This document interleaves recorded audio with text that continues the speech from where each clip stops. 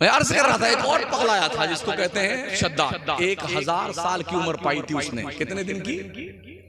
एक बार जोर से बोलो ना यार। 1000 साल की। हमारी कितनी होती?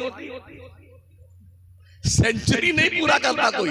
इस डालडा यूरिया की पैदावार जो है ना, हाँ, सेंचुरी नहीं पूरा करता है। 70-75 जाती करने लगते हैं। ये होता हमारा। और 1000 साल की उम्र पाई। 1000 उसकी मुहतरम बेगमें थी। कितनी थी औरतें उसकी? 1000 औरतें। उस दौर के पैगंबर ने कहा, मान जा, अल्लाह की बात मान जा, वरना बहुत मारा जाएगा। अगर मान जाएं हम तो अल्लाह क्या देगा? अल्लाह तो अल्लाह के नबी ने कहा जन्नत देगा। तो कहा जन्नत कैसी होती? तो हजरत रसूल गिरामी वकार ने के फरमान के मुताबिक कि उस नबी ने कहा कि जन्नत ऐसी होती है, उसकी दीवारें ऐसी होंगी, उसके पेड़ पौधे ऐसे होंगे, उसमें हुराने बहिश्ती रहेंगी, गिलमान रहेंगे, खाने पीने का सामान रहेगा, खुशबूदार उसकी दीवारें वगैरह, चश्मे होंगे, माशाल्लाह। तो अच्छा, बड़ा मालदार था ना, बादशाह भी था। उसने आदेश दे दिया कि एक जन्नत बनाओ। इंजीनियरों को समझा दिया ये जन्नत में होना, सब बता दिया। और इंजीनियर लोगों ने जन्नत को सजाना शुरू किया। और जब जन्नत उसकी बनकर तैयार हुई तो शद्दाद ने कहा, ऐलान आम कर दो, जन्नत बन जाने के बाद जब मैं ओपनिंग करने आऊं, मुझसे पहले मेरी कोई जन्नत देखना नहीं चाहिए। ये बादशाह का फरमान आलीशान। ऐलान हो गया, जन्नत बन के तैयार। इंजीनियर आए, बादशाह सलामत, शुभारंभ करने का समय आ गया, कृपया पधारिए, अपने रुखे ज़ेबा को इसके सामने लाइए, जलवे जाना से आरास्ता पैरास्ता अपनी जन्नत का मुआयना फरमाइए। घोड़े पे बैठा, सबको हाथी घोड़े बिठाया, नाचने वाले, ढोल बजाने वाले, डीजे तो था नहीं, लेकिन इस जैसा कुछ रहा होगा उस जमाने में। नाच गाना तो जमाने चल रहा है। तो हमारे लोग भी ये निकालते ना जुलूस, तो डीजे लेके जाते, चाहे किसी का कान फट जाए, चाहे किसी को अटैक आए, मर जाए, मगर वो बजेगा ना तो ऐसा लगता अभी जमीन में कंपन तारी है, जलजला। मगर उन मरदूदों को ख्याल नहीं आता है किसी की नींद खराब हो रही होगी, कोई बीमार परेशान हो रहा होगा, कोई बच्चे इस आवाज को सुनकर के पगला न जाए, कोई एहसास नहीं। इतना बम बम बम बम बम। और किसके नाम?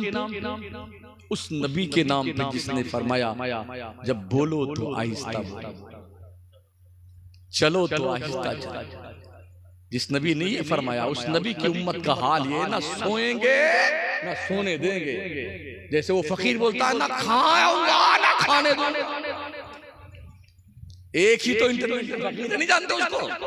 हाँ, तो ना खाऊंगा ना खाने दूंगा, हालांकि पूरा मुल्क खा गया। क्या कहा उसने? बादशाह सलामत आइए, ज़ियारत फरमाइए अपने जन्नत की। ढोल धमाके के साथ नाचता कूदता फांदता चला, अपने जन्नत के मेन द्वार के करीब पहुंचने वाला था। इतने में जन्नत के मेन द्वार अंदर साइड से एक बुढ़ऊ बाबा डंडा टेकते हुए बाहर निकल रहे थे।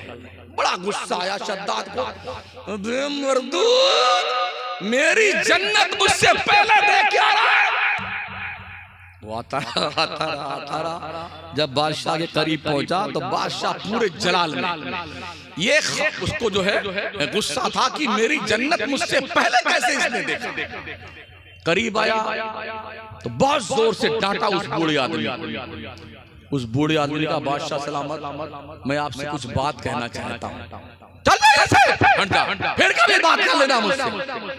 कहा, बादशाह सलामत, थोड़ा सर झुका दीजिए, आपके कान में ही सुना दूं मैं अपनी बात को, आप सुन लीजिए। गरीब आदमी, मुफलिस आदमी, नादार आदमी। तो लोगों ने कहा, बादशाह सुन लेने में क्या जाता है? तो बादशाह ने मुंडी झुकाई घोड़े के नीचे से, कंधे के पास। उस बूढ़े आदमी ने डंडा फेंका, सीना तान के खड़ा हुआ, उसके कान में कहता, मैं मलकुल मौत हूं, मेरे अल्लाह ने मुझे आदेश दिया है तेरी जन्नत के दरवाजे पे तुझे पटक कर मारूं। अब उतारना, अपने उतारना है बेटा।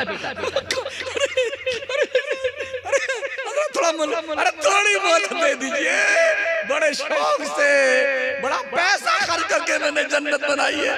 हजरत फुर्सत दे दो, मोहलत दे दो, कम से कम एक बार। अबे चुप, बंद कर आवाज। मैं अपने रब के आदेश की पालना करता हूं। मुझे मेरे रब ने हुक्म दिया कि तुझे तेरी जन्नत देखने ना दी जाए, तो तेरी जन्नत की चौखट पे पटक कर तुझे मारूंगा। और मलकुल मौत ने वहीं पटक के मारा।